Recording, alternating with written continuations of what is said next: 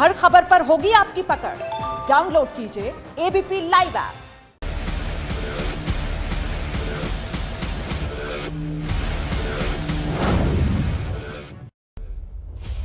नमस्कार, मैं हूं रूबिका लियाकत।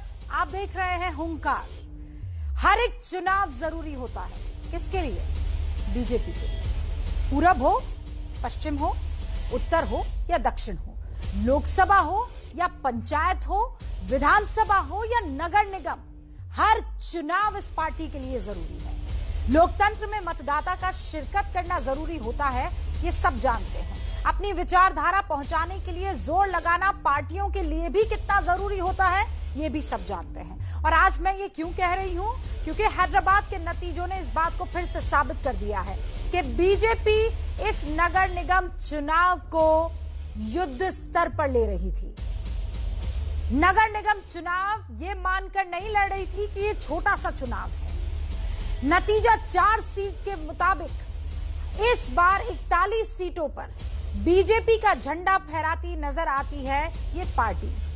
पिछली बार से 10 गुना सीट जीतती है इस बार ये पार्टी। एआईएमआईएम अपनी जमीन बरकरार रखने में कामयाब रहती है क्योंकि उसने भी दम लगाया था, लेकिन नुकसान किसे होता है? टीआरएस को। नतीजे सामने आए और सामने आया ऐलान कि बीजेपी अध्यक्ष जेपी नड्डा 8 और 9 दिसंबर को बंगाल दौरे पर रहेंगे। आप समझ रहे हैं, यहां जीत का जश्न, या छोड़ दीजिए जीत को, अपनी दमदार एंट्री का जश्न मनाएं, उससे पहले ही खबर आ जाती है कि जेपी नड्डा बीजेपी के अध्यक्ष 8 और 9 दिसंबर को बंगाल दौरे पर रहेंगे। कुछ ऐसा ही बिहार के टाइम पर भी देखा। मिशन बंगाल में बीजेपी तभी जुट गई थी, यानी बीजेपी अगले चुनाव के लिए कमर कस चुकी है। दूसरी बड़ी राष्ट्रीय पार्टियों की तरफ आप नजर डालिए, ना हैदराबाद में और ना बंगाल में। आज इसी पर हुंकार, लेकिन उससे पहले ये रिपोर्ट। नगर निगम हो या संसद, पूरब हो या पश्चिम, उत्तर हो या दक्षिण, चुनाव की तैयारी युद्ध स्तर वाली।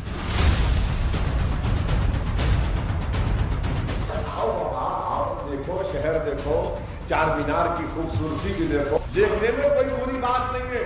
हाँ, अगर तुम ये बोलोगे मैं काबिज हो जाऊंगा, ये नहीं हो सकता मेरे। What does OIC mean? Who is OIC? OIC is Muhammad Ali Jinnah's new avatar. We must defeat him. Hyderabad में भी बीजेपी के खुले भाग्य के द्वार।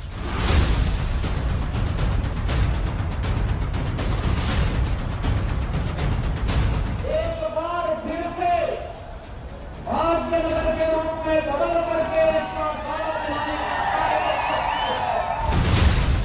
ओवैसी को दी 30, बीजेपी 4 से लगभग 30। एक नहीं होगी, 2 कुर्सी होगी। अगर केसीआर एक कुर्सी पर बैठेगा तो दूसरी कुर्सी पर आपकी तरफ से कुर्सी ओवैसी बैठेगा। इलू इलू कर आप सीटें बांटते हो, सार्वजनिक रूप से कह दीजिए कि हाँ हमारा मजलिस के साथ समझौता है। क्यों हिम्मत नहीं है? अरे तुम नरेंद्र मोदी को बुला के कैंपेन करो, जरूरत पड़ने शहर में, देखिए क्या होगा। जीत हो या हार, बीजेपी हर दम तैयार। पंचायत से लेकर पार्लियामेंट और कोऑपरेटिव तक जितने भी चुनाव आते हैं, सभी चुनाव को भारतीय जनता पार्टी की इकाई हल्के से न ले। हर एक चुनाव का अपना महत्व है। हर एक चुनाव जनता के बीच में एक संदेश डालता है। एक भी चुनाव भारतीय जनता पार्टी ने अब नहीं छोड़ा।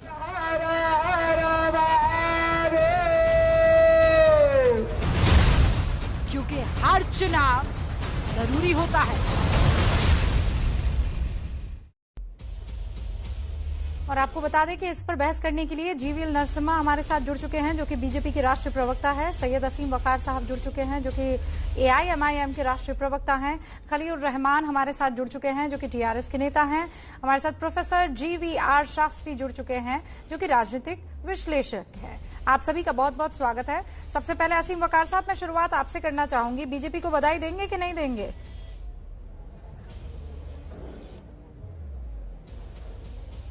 नहीं, बधाई की इसमें कोई सवाल ही नहीं उठता है। ये भी चुनाव मैदान में थे, हम भी चुनाव मैदान में थे, सभी चुनाव मैदान में थे। किसी को जीतना था, किसी को हारना था, लेकिन इनको बधाई इसलिए नहीं देंगे कि इनका जो चुनाव कैंपेन था वो बहुत निचले स्तर का था। इन्हीं ने अपने ही देश में सर्जिकल स्ट्राइक की बात की। सर्जिकल स्ट्राइक तो विदेश पे की जाती है, दुश्मन देश पे की जाती है, लेकिन एक देश का गृह मंत्री अगर ये कहे, एक चीफ मिनिस्टर आकर ये कहे, एक पार्टी जो हुकूमत में है, जिसका प्रधानमंत्री देश में है, वो ये कहे कि हम हैदराबाद के पुराने शहर में सर्जिकल स्ट्राइक करेंगे, तो आप इस तरह समझिए, क्या हैदराबाद को आपने शत्रु देश माना था? क्या माना था आपने हैदराबाद को? आप अपने देश का हिस्सा नहीं मानते हैदराबाद को? सर्जिकल स्ट्राइक, सरकार में बैठे हुए लोग अगर सर्जिकल स्ट्राइक करने की बात करें तो सोचिए कैसी मानसिकता है। तो मैं समझता हूं कि ये बधाई के पात्र तो कहीं से नहीं है। ये बधाई के पात्र अपने नहीं में है। आप ये कह रहे हैं कि निचला स्तर था, ऐसा निचला स्तर कि हैदराबाद के लोगों ने इनको महज कुछ सीटें जो एक मुट्ठी में बंद हो जाए से 30 पार पहुंचा दिया। तो आप कह रहे हैं कि जितना घटिया चुनाव प्रचार रहेगा उतनी ज्यादा सीटें मिलेंगी। तो हैदराबाद के चुनने वाले लोग घटिया चुनाव प्रचार के चलते इनको चुन रहे हैं या जिता रहे हैं? अब देखिए, मैं ज्यादा नहीं बोलूंगा, लेकिन आपसे मैं पूछ रहा हूं कि अमित शाह साहब के, योगी साहब के, नड्डा साहब के और बीजेपी के उन तमाम लोगों के, चाहे वो एक नौजवान लीडर इनका है, उनके भाषण उठाइए और उसमें एक भी भाषण ऐसा बताइए जिसमें तरक्की की बात की गई हो, जिसमें इंसाफ की बात की गई हो, जिसमें डेवलपमेंट की बात की गई तो हो। आप ये कह रहे तो हैं कि देश की जनता उन्हीं को वोट करती है जो तोड़ने की बात करते हैं। आप बेसिकली ये कह रहे हैं कि इलेक्शन में वोट उस पार्टी को मिलते हैं जो तोड़ने की बात करता है। देखिए, मिले आपके सामने, मैं तो इन्हीं के भाषण बोल रहा हूं। तो आपने हैदराबाद की जनता को असद ओवैसी साहब ने नहीं कुल मिलाकर बेवकूफ घोषित कर दिया। असद ओवैसी साहब ने नहीं कर दिया किया। आपने टेररिज्म का जिक्र नहीं, टेररिज्म का जिक्र असद ओवैसी साहब ने नहीं असीम किया। वकार साहब, मुझे ये बताइए ना, मुझे ये मैं ये कह रही हूँ कि तो फिर इस पार्टी को एक भी सीट ना देनी चाहिए थी ना हैदराबाद की जनता को? किन लोगों ने चुन लिया इन लोगों को? जीवीएल नरसिम्हा। तो आप ये कह रहे हैं ना कि हैदराबाद की जनता जिसने नगर निगम में वोट किया वो कमक्ल है, वो बेवकूफ है। जिन्होंने इनको वोट दिया है, उनकी बुद्धि इतनी नहीं है, वो तोड़ने की बात करते हैं और वो कहते हैं चलो हम आपको वोट देते हैं ताकि आप हमारा सवाल हमसे पूछिए। जीवीएल नरसिम्हा जवाब दीजिए। हमारा सवाल हमसे पूछिए। जिन्होंने हमें वोट दिया है, हमारा सवाल हमसे वो सवाल। अब आप फंस गए हैं, अब आपको समझ नहीं आ रहा मैं कहां से निकल पाऊं। नहीं, आप फंस गए हैं सर, सवाल में फंसे हैं आप। आपने जनता को कमक्ल घोषित कर दिया। जीवीएल नरसिम्हा जवाब दीजिए। रूबिका जी, मेरी राजनीति किस काम की भाई? ये पार्टी का, एमआईएम का ये साहस देखिए, ये विकास की बात कहने लगे हैं। जब पूरी तरह कम्युनल राजनीति करने वाले, वोट बैंक राजनीति करने वाली एमआईएम, जहरीली राजनीति करने वाली एमआईएम, आतंकियों को समर्थन करने वाली एमआईएम, वंदे मातरम गाने पर इतराज देने वाली एमआईएम, हैदराबाद को पाकिस्तान जैसा बनाने की ख्वाब देखने वाली एमआईएम, और जिस एमआईएम के नेता ने कहा है कि अब 15 मिनट अब पुलिस को हटाइए, हम हिंदुओं का क्या हाल करेंगे, हिंदुओं को खत्म करेंगे, कत्ल करेंगे, इस प्रकार के भाषा बोलने वाली एमआईएम 15 सेकंड आज बड़े विकास आपके साथी ने, नाटक कर रही है। आपके कुलीग ने, आप देखिए, राज्यसभा सदस्य ने भाई मुझे 15 सेकंड की धमकी दी, पूरी तरह जनता के सामने एक्सपोज हो चुकी है। आज देश की जनता, आज हैदराबाद की जनता ने आज जो जनादेश दिया है, इससे बिल्कुल साफ है आपकी और आपकी मित्र दल टीआरएस की राजनीति को तेलंगाना की जनता ने, हैदराबाद की जनता ने नकारा है। स्वीकारिए। नहीं, मेरी बहस इस बात पर नहीं है। असीम वकार साहब, मैंने आपको क्या कहा? बधाई दे दीजिए। टीआरएस आगे चल रही है, जीता तो अभी कोई है नहीं, लेकिन टीआरएस आगे। मैं ये कह रही हूं बधाई इसलिए क्योंकि वेल फॉट। आज बहस किस बात पर कर रही हूं कि ये वो पार्टी है जो वो एक ऐड नहीं आता था, क्या करूं पापा पेट्रोल खत्म ही नहीं होता है, साफ तौर पर वो दिखाई दे रहा है। ये पेट्रोल जीवीएल नरसिम्हा खत्म क्यों नहीं होता है? बिहार की बात कर रहे होते हैं आप लोग, बंगाल पहुंच जाते हैं, बंगाल शुरू हो उससे पहले हैदराबाद में आप लोग परचम गड़ाने के लिए स्ट्रेटेजिकली काम करने चले जाते हैं, और दूसरी तरफ यहाँ पर प्रोफेसर जीवीआर शास्त्री जिस पार्टी का पक्ष रखने आप आए हैं वो अभी गोवा में ही है, आराम फरमाया जा रहा है। ये तो हालत है देश की सबसे पुरानी सबसे बड़ी पार्टी की। गलत बताया, कांग्रेस की तरफ से कुछ बोलने के लिए नहीं आया मैं। आप अपना मेरा टिप्पणी मत करिए।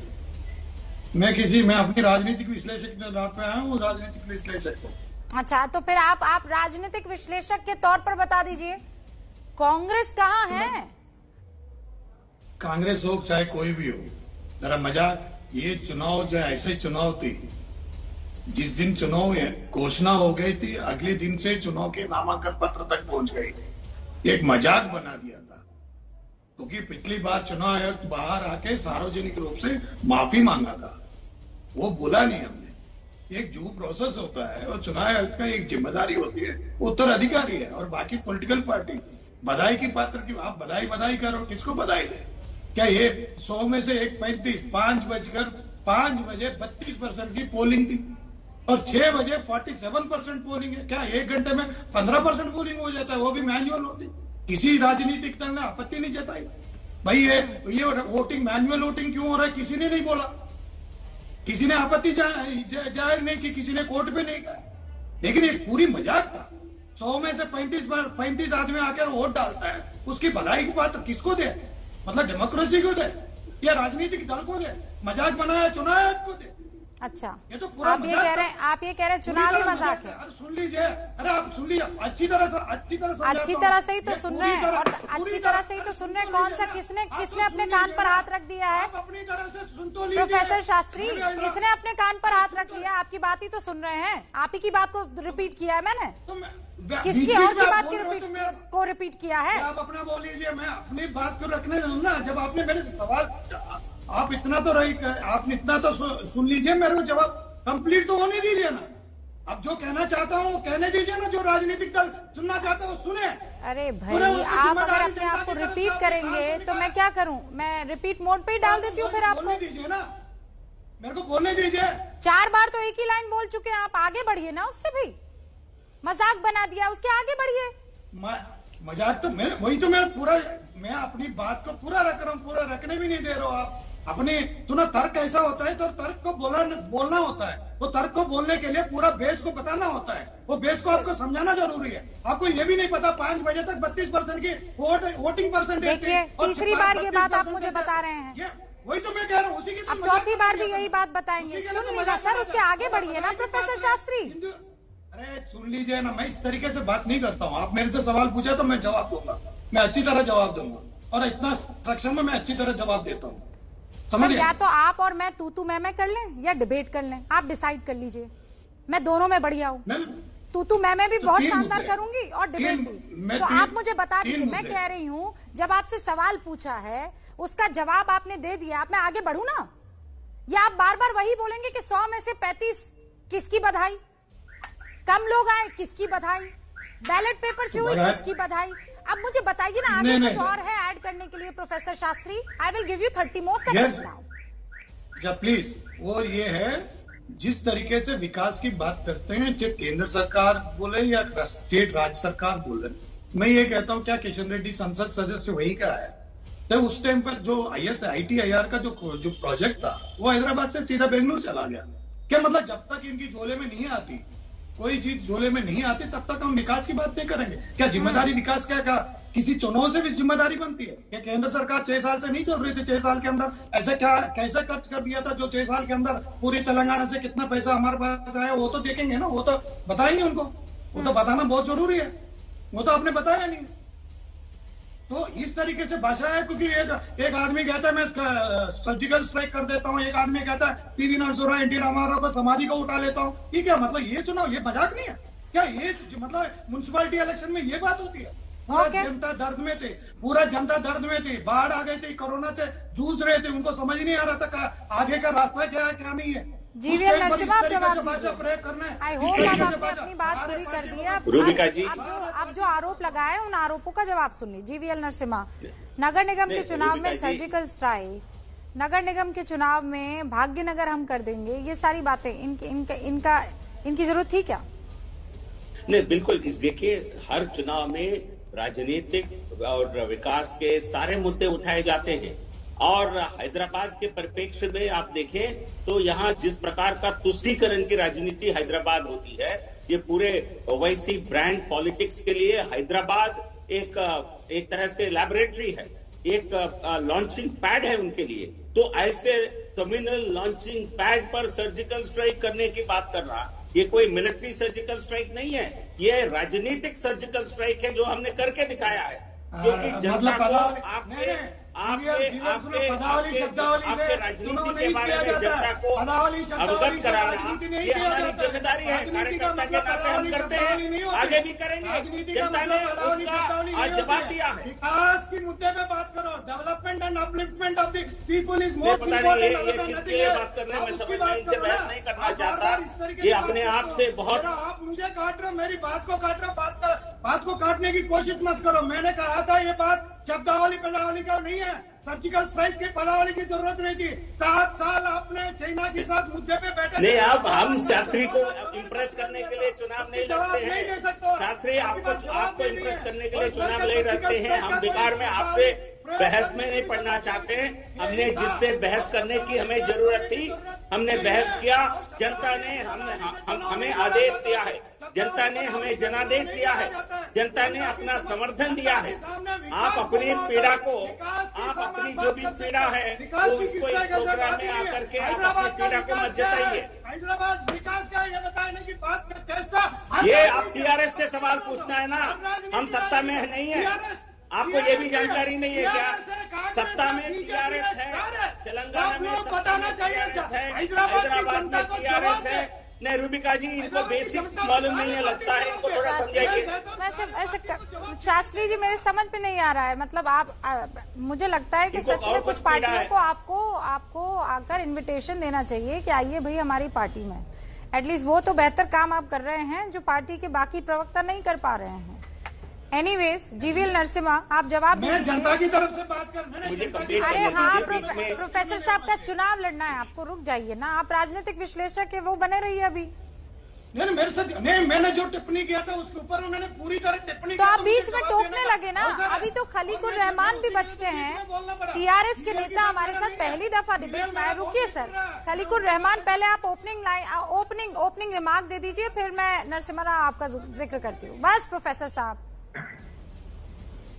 सबसे पहले जितने एबी के व्यूअर्स दर्शक हैं उनको मैं अपनी तरफ से नमस्कार और आदाब पेश करता हूँ।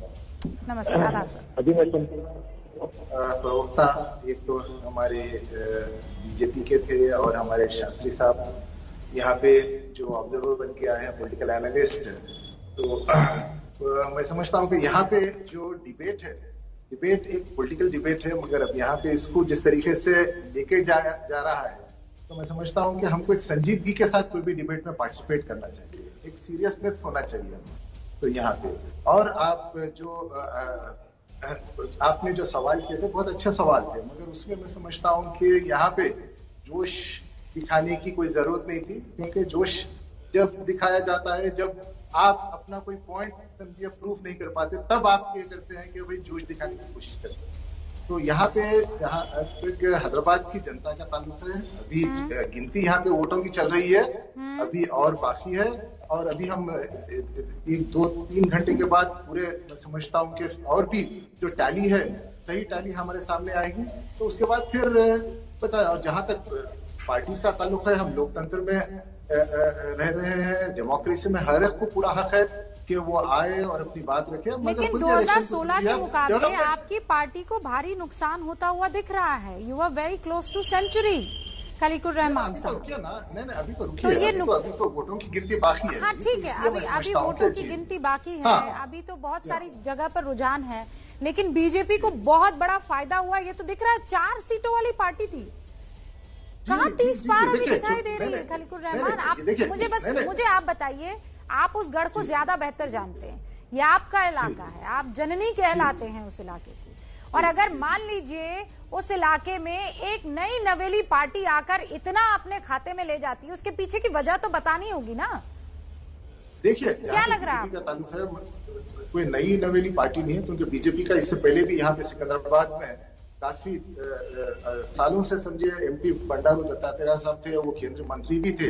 तो ये कहना कि बीजेपी अभी आई है और फिर आने के साथ ही फिर सर्जिकल स्ट्राइक की बात करती है, हैदराबाद का नाम बदलने की बात करती है, फिर पूरे इलेक्शन को पोलराइज करने की बात करती है, फिर उसके बाद वोटर समेटने की बात करती है। तो हैदराबाद की जो जनता है, हैदराबाद की जनता जो है, ये सब यानी हैदराबाद की जनता ने गुज़िश्ता 6 सालों में जो विकास हमारी सरकार ने यहाँ पे किया है उसको भी देखा है, और जो फिर दूसरे जो यहाँ पे हमारे जो अपोनेंट पार्टीज थे जिन्होंने यहाँ पे चुनाव लड़ा है उनकी भी बात उन्होंने सुनी है। उनके अब यहाँ पे अब ये कहना है कि भाई बीजेपी को इतने सीट मिल गए, अभी मैं समझता हूँ कि थोड़ा जल्दबाजी से हमको काम नहीं लेना चाहिए। अभी थोड़ी और 1-2-3 घंटे और थोड़ा हम इंतजार कर लें तो ठीक है, आप कह रहे 3 घंटे फिर इंतजार कर लेते, उसके बाद मैं आपके पास आऊंगी, फिर उसके बाद क्या जवाब रह जाएगा? क्योंकि देखिए आप भी राजनीतिज्ञ हैं, आपको भी पता है, खलीकुर रहमान साहब, असीम वकार भी इस बात को बहुत अच्छे से जानते हैं, और I am sure professor Shastri भी इसे समझते होंगे कि रुझान भले ही नतीजों में तब्दील ना हो, लेकिन बहुत हद तक वो रिफ्लेक्शन होते हैं, वो दिखा रहे होते हैं। मैं फिर कह रही हूँ, वो पार्टी जो 4 सीटों पर थी, आज पोस्टल बैलेट खुले तो सबको चौंका रही थी, सारी पार्टियां पीछे चल रही थी। जीवीएल नरसिम्हा, खलीकुर जी रुकिए, और उसके बाद असीम वकार साहब आपका भी रुकूंगा। हाँ रुबिका जी, जो टीआरएस का अभी रहमान भाई कह रहे थे, तो बीजेपी बहुत लंबे समय से राजनीति में है यहाँ, और उनके पार्टी के नेता, उनके अध्यक्ष मुख्यमंत्री केसीआर साहब कहते हैं, अभी हाल में भी कह रहे थे कि बीजेपी है कहां, बीजेपी है ही नहीं, कोई पार्टी ही नहीं है हमारे स्टेट में, उनके वर्चस्व को हम नहीं समझते हैं, उनका कोई यहाँ प्रेजेंस है ही नहीं है। और दुब्बा का इलेक्शन हम जीतने के बाद, उपचुनाव जो अभी हाल में हुआ, उसकी जीत के बाद थोड़ा बीजेपी के नाम पर थोड़ा डरने लगे हैं। आज के नतीजे के बाद जिसमें कम से कम 1/3 सीट टीआरएस हो रही है, और सीधे तौर पर फायदा बीजेपी को हो रहा है, ये उनके आप मुझे ये बताइए, फायदा किस बात पर आपको मिल रहा है, किस चीज का फायदा आपको मिल रहा है? जीवीएल आपकी देखिए, पूरी तरह मिस गवर्नेंस, नहीं रुबिका जी, मिस गवर्नेंस, पहले लोगों को लग रहा था मिस गवर्नेंस, भ्रष्टाचार, परिवारवाद, जो हमारे लिए सबसे बड़े मुद्दे हैं राष्ट्रीय स्तर पर। हाल में प्रधानमंत्री जी ने भी कहा था, हम परिवारवाद के खिलाफ लड़ेंगे चुनाव में। टीआरएस परिवार पार्टी है, केवल पिताजी, बेटा, बेटी, उनके नेफ्यू, ये 4 लोगों तक पार्टी सीमित है, बाकी सबका कोई असर नहीं है इस पार्टी में। तो ऐसे परिवारवाद लोकतंत्र के लिए असली खतरा है, तो हम उस खतरे के खिलाफ हम चुनाव लड़ रहे हैं। और आप ये कह रहे हैं कि परिवारवाद खतरा है, आप ये कह रहे हैं मिस गवर्नेंस खतरा है, लेकिन मैं 2 बयान सुनाना चाहती हूँ। नहीं, क्या कमजोर विपक्ष आपकी जीत की वजह नहीं है? कमजोर विपक्ष का ठीक से चुनाव न लड़ना आपको मजबूती नहीं देता, और इसकी मैं मिसाल दे देती हूँ। असीम वकार साहब थोड़ा गौर आप भी कीजिएगा, प्रोफेसर शास्त्री आप भी, और खलीकुर रहमान आप भी। 2 बड़ी राजनीतिक पार्टियां, 2 बिल्कुल अलहदा विचारधाराएं, 2 राजनीतिक पद्धति, और दोनों ही पार्टियों के 2 दिग्गज नेता क्या कह रहे हैं आप सुनिए, एक एक करके सुनिए। हमारे लिए जनता जहां मैंडेट देती है, वहां हमारी आइडियोलॉजी का, हमारे डेवलपमेंट के एजेंडा का और मोदी जी के विजन का प्रचार करना, ये हमारा अधिकार है, और हम हैदराबाद के चुनाव को छोटा नहीं मानते। जो लोग गली का चुनाव मानते हैं, वो कम से कम गली साफ करना भूल गए हैं, इसलिए उनको थोड़ी प्रॉब्लम है। गली साफ कर दी होती तो इनको इतनी बड़ी प्रॉब्लम न होती। 5 स्टार से इलेक्शन नहीं लड़े जाते हैं। आज हमारी प्रॉब्लम लीडरों की क्या है? लीडरों के है टिकट ले दिया तो जाके 5 स्टार में पहले बुक हो गया, फिर 5 स्टारों में भी कौन सा अच्छा है उसमें चले जाए, कि 5 स्टार डिलेक्स होगा तो उसमें जाएंगे। असीम वकार साहब, आप समझे मेरा सवाल, और उसके बाद मेरा ये बयान दिखाना। एक पार्टी जूझ रही है, न जाने कितने चुनाव बीत चुके हैं अब तक अध्यक्ष के तौर पर। अब आप एक रीजनल पार्टी हैं, फिर भी बिहार में 5 सीटें अपने हक में ले आया। आज एक स्ट्रांग बड़ी नेशनल पार्टी का वॉइड तो दिख ही रहा है, सबके सामने ही है।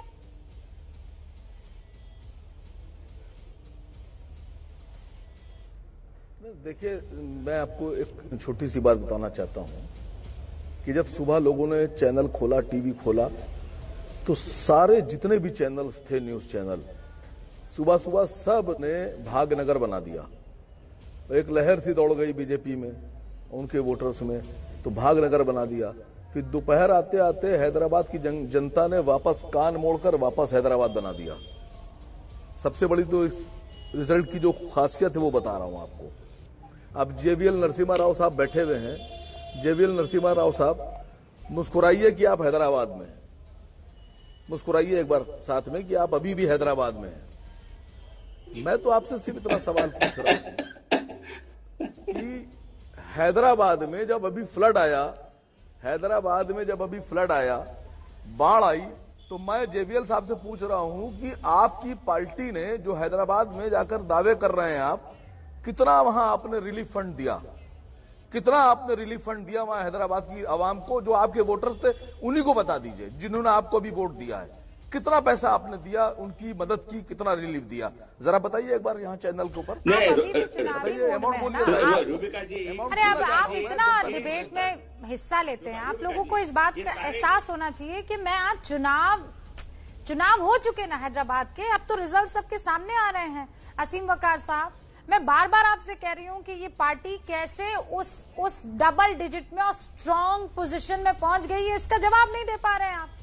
हमेशा युद्ध स्तर के मोड में रहने वाली बीजेपी, कोई तो चैलेंज करेगा। कौन है जो चैलेंज कर रहा है आज की तारीख में? दिखाई कोई नहीं देता है। हर एक राज्य में आप देखिए दबदबा बढ़ता चला जा रहा है, और फिर आप कहते नहीं ये तो बीजेपी तोड़ने की राजनीति कर रही है। तो क्या हिंदुस्तान तोड़ने की राजनीति करने वाली पार्टी को चुन रहा है? इसका भी किसी के पास जवाब नहीं है। एक छोटे से ब्रेक ले रुक रहे हैं। आप सभी का बहुत बहुत शुक्रिया। हमारी नजर मैच पर भी है।